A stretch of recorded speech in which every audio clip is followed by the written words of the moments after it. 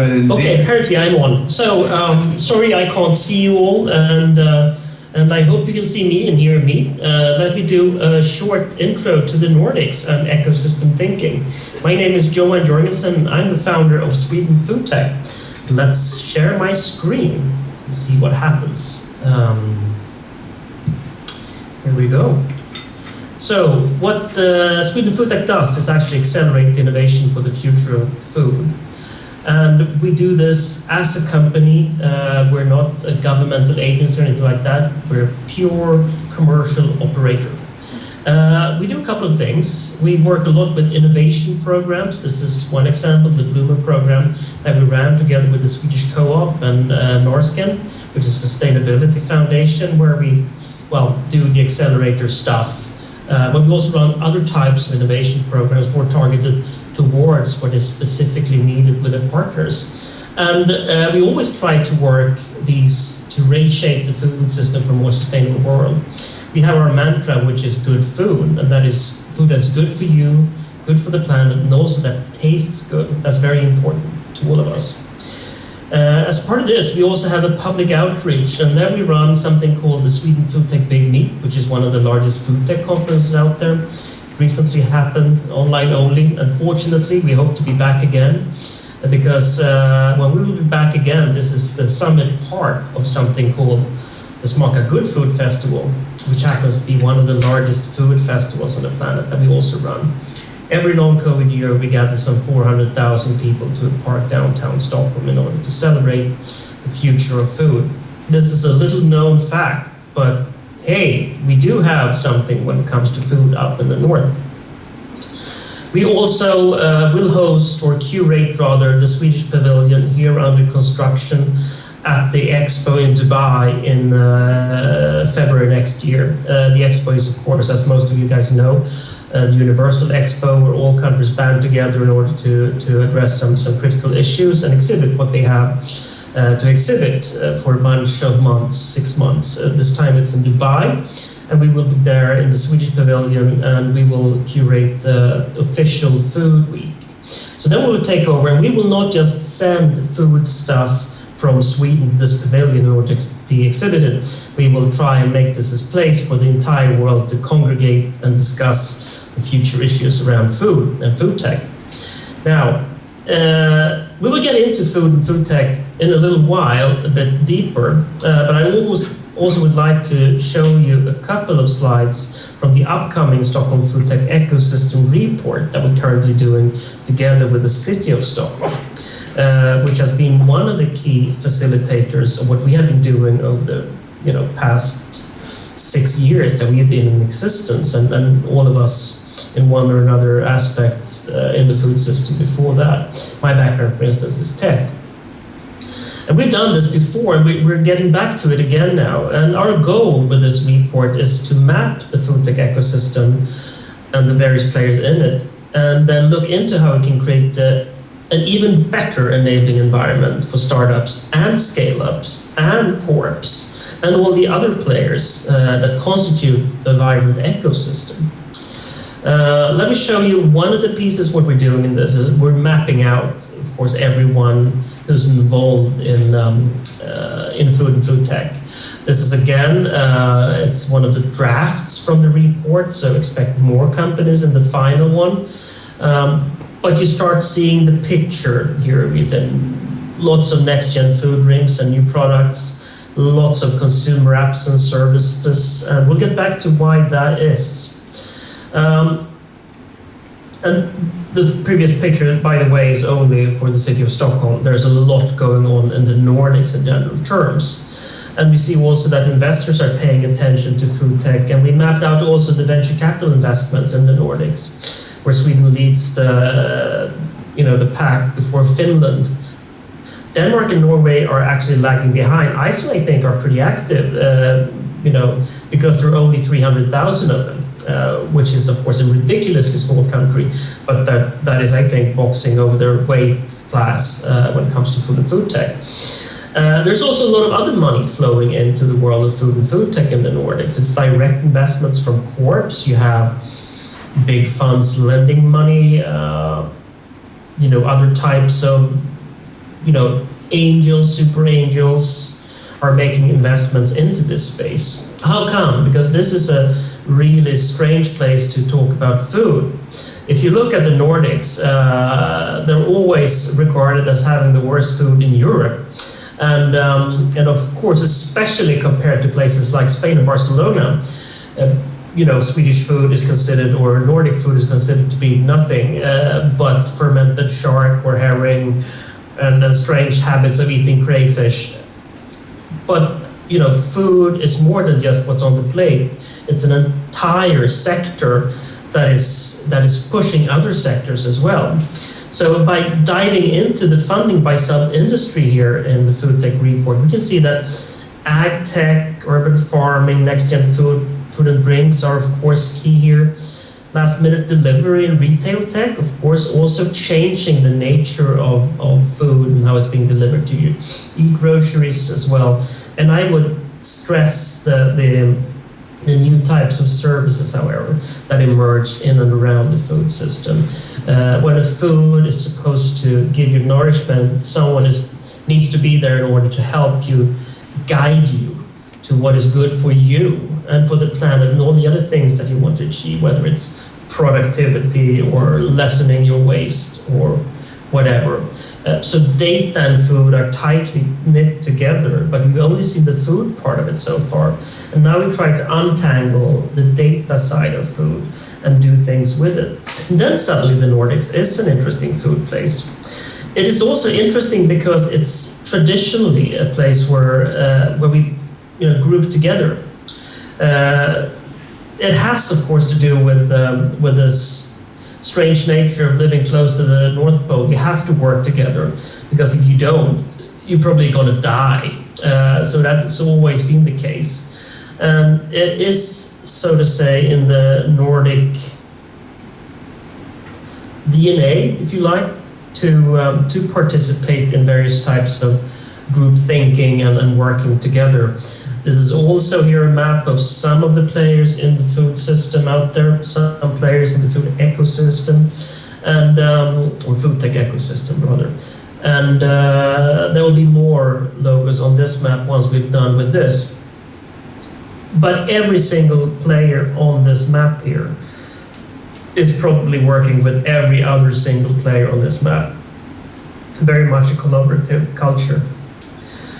And if you take a look at why the culture side is so important, I mean, our culture eats strategy for breakfast. That's an old saying from management consultancy. And I think the four parts that we need to look at here, why the Nordics are interesting, it is that successful founders stay and invest in the ecosystem. That means that the previous success of the tech sector, where a lot of good things came out of the Nordics, is actually now being deployed again, this time into the next venture. And many of those ventures tend to be focused around sustainability, health, and food. So we're actually benefiting right now from the already existing tech ecosystem. It's a collaborative environment, and I said that before. It's English speaking. Most places are English speaking these days, so we perhaps shouldn't talk too much about it.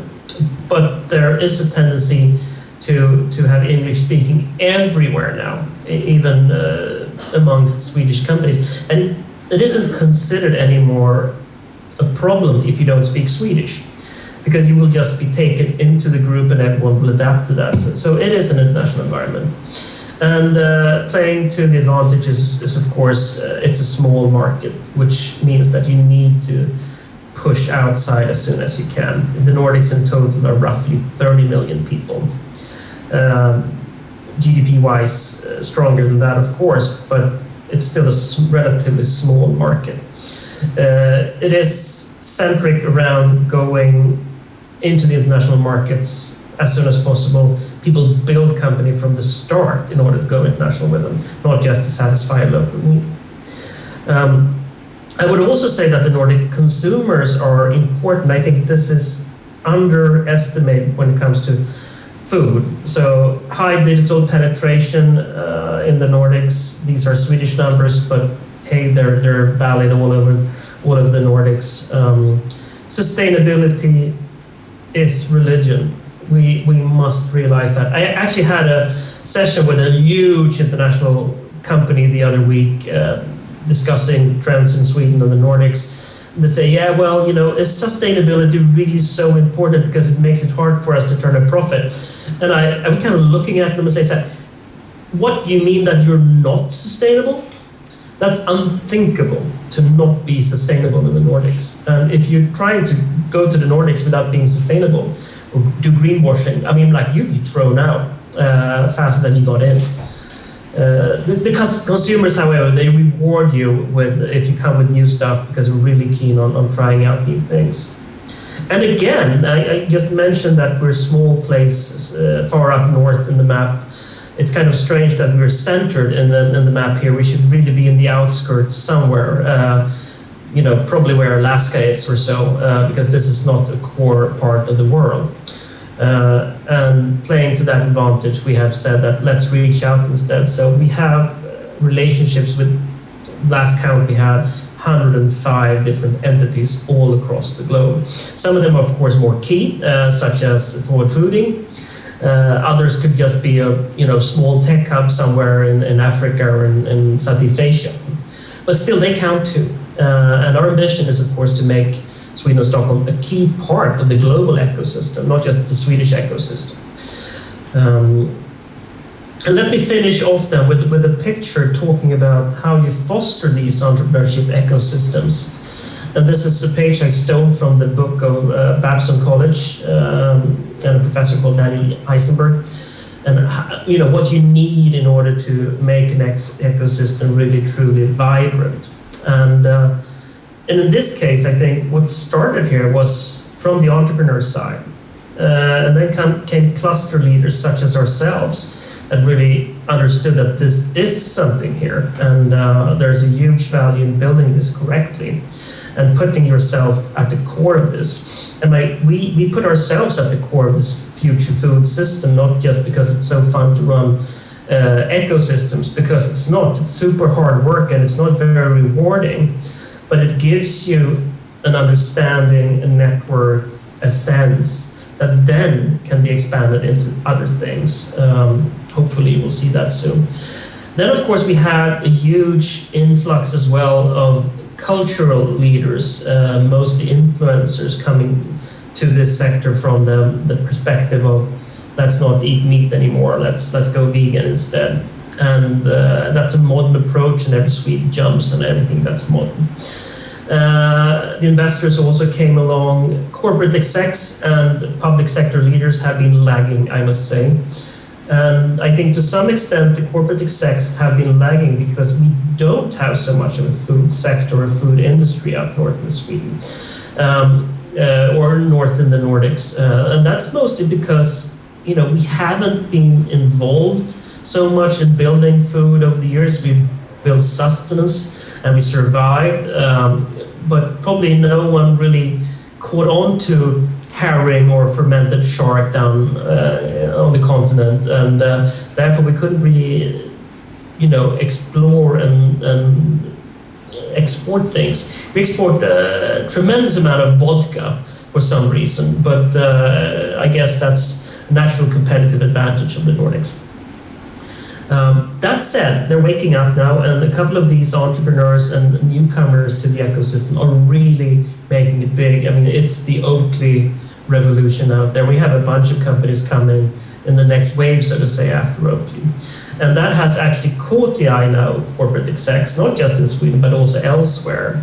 And also the public sector leaders, because eventually the policy framework will be what guides us to the next gen food system. So it's super important that we have all these coalition of local leaders present and that everybody's model works. And I think we're gradually getting there. It's a horrible puzzle to lay, but eventually time will help you. And I think that was basically it. And these are my contact details. And please reach out if you're interested in the Nordics in any way. We're up here, not just to connect ourselves to Swedish companies, but also to connect international players to the Nordic ecosystem where we sit. Thank you so much for listening to me.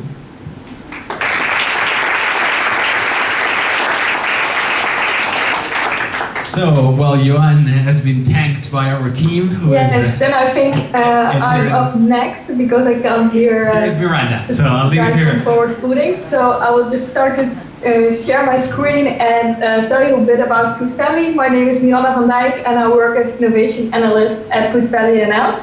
And it's my pleasure to be here connected with you via this way. So let's share my screen.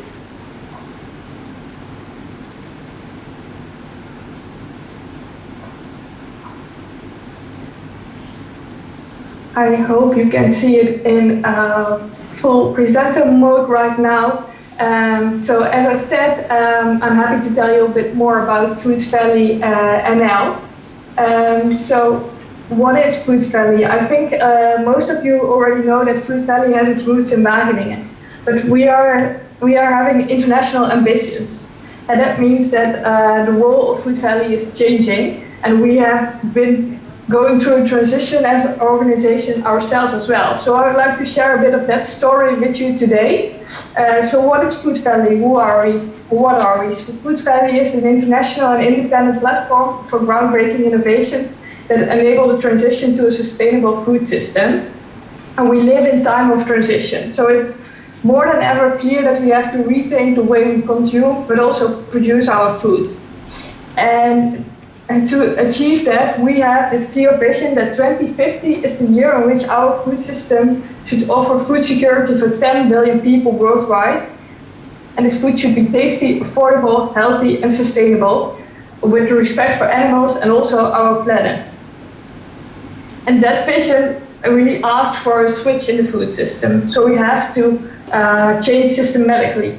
And therefore we need faster and also more disruptive innovations. And in order to achieve those innovations, we need to work together. So our mission is shaping the future of food together. And this doesn't only mean with companies in the agri-food space, but also unlikely partnerships. For example, across the value chain, but also across sector.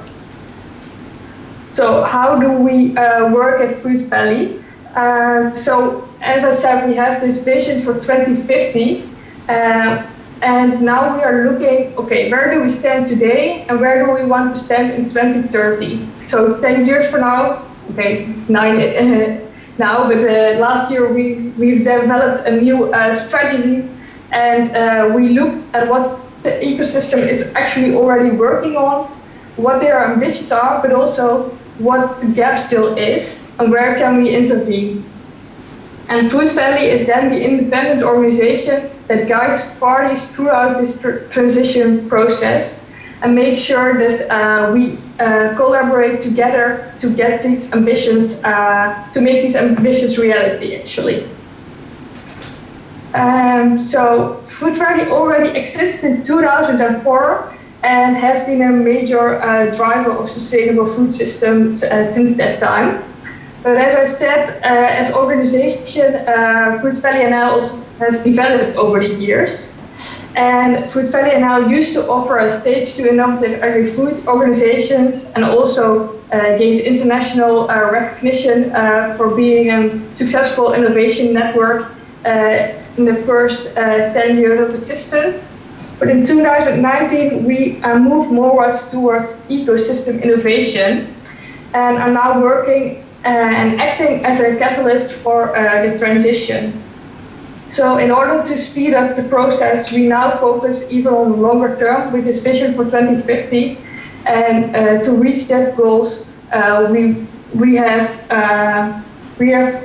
reorganized our organization. So with also, if you look at the growth of the organization, last year we grew from 11 to 26 employees. So also as how we are organized, the organization really changed. If we have a look at the network of our members, so we have the Food Valley members form the core of our ecosystem, and this network is all around the globe. So it's in Europe, but also from New Zealand to the US, our members are spread across the globe. And actually, we are growing very fast. So this slide, the graphic is already outdated because I just checked this morning, and currently we have 232 members. So every week new members are joining us. And these members cover the entire food value chain actually. So from feed, but also seed to shelf, the whole value chain is covered. But also all different growth stages are covered. So from very early startups until the corporates, they are all joining us on this mission to change the food system to a more sustainable food system.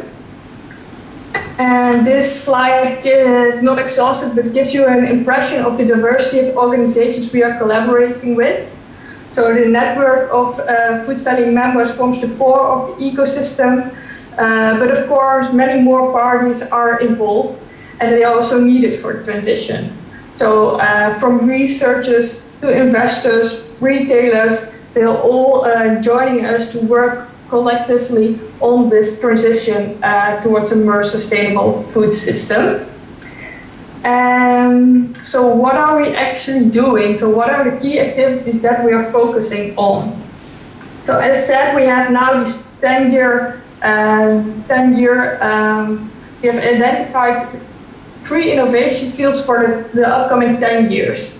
And these 3 innovation fields are protein shift, circular agri-food, and food and health. And with protein shift, we focus on increasing consumption of plant-based proteins and thereby restoring the protein balance. So in those parts of the world where animal proteins have become the major source of protein, we're now also focusing on increasing the consumption of plant proteins.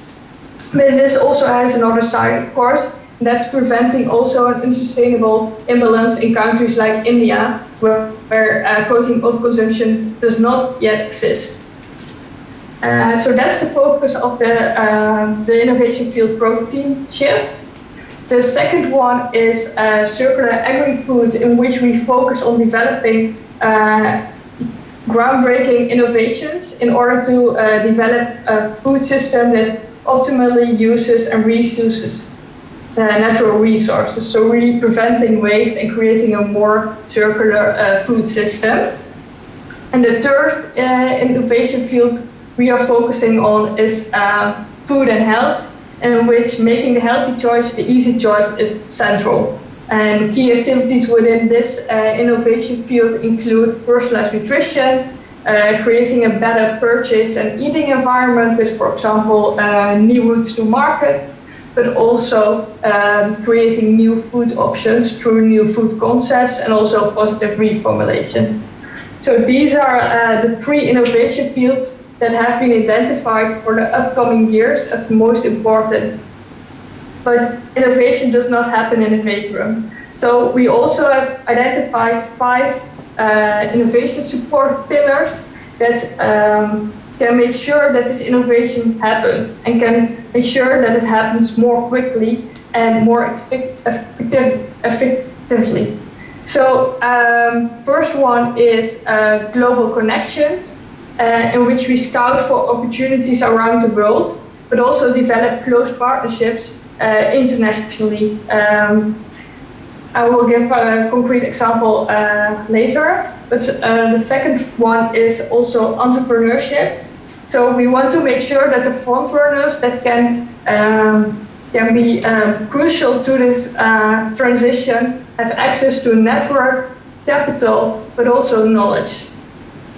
And together with, for example, incubator like Startup, which is actually our neighbor in the office at the Wageningen campus, but also with the acceleration program Scale Up Food, we prepare these pioneers to be investor ready and to make sure they can create impact on the ambition that we share. The third pillar actually is talent.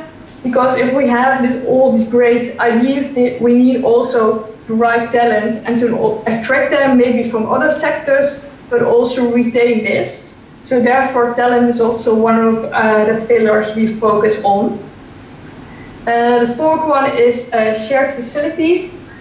We allow facility sharing from research equipment to production facilities. So we have a shared facility finder in which companies, entrepreneurs, but also researchers can easily look for the facility that they need to make sure this can speed up the innovation in a cost-effective way, actually.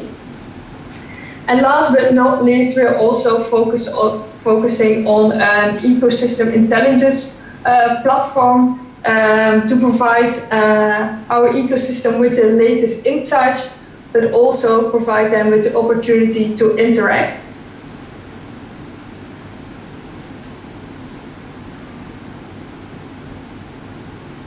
And then this is one of the examples that I would like to highlight on global connections. So Food Valley and the World Economic Forum have formed a partnership, and Food Valley NL is the leading European hub in the network of food innovation hubs. And this creates actually a new vehicle to jointly work on systemic change of the food system and to actually create even more impact together. So that's one of the examples of which only started this year.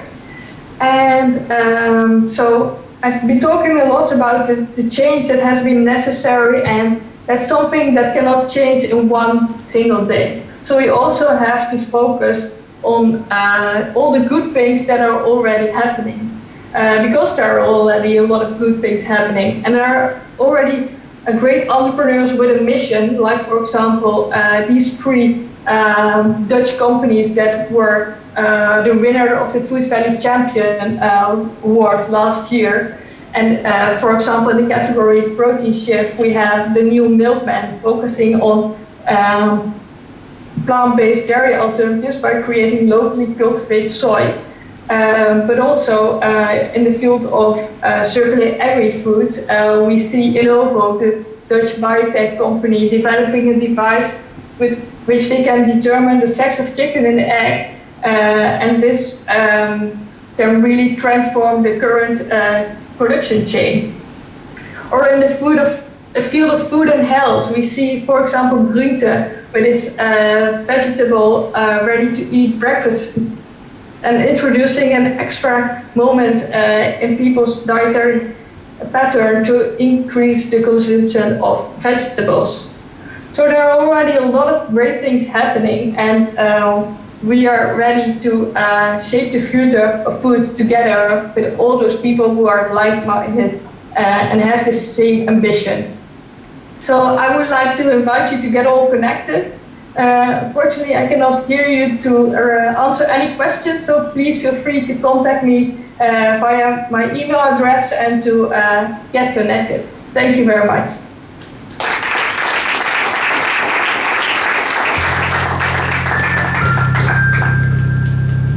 Fantastic. So we have thanked also Miranda. I can swear to God that we did that. And thanks also to our team for making it happen. It's not. We thought it was going to be easier, to connect someone over Zoom. To be honest with you, the reality is that it's not that simple. So, the reason why we put this together was really to help you to understand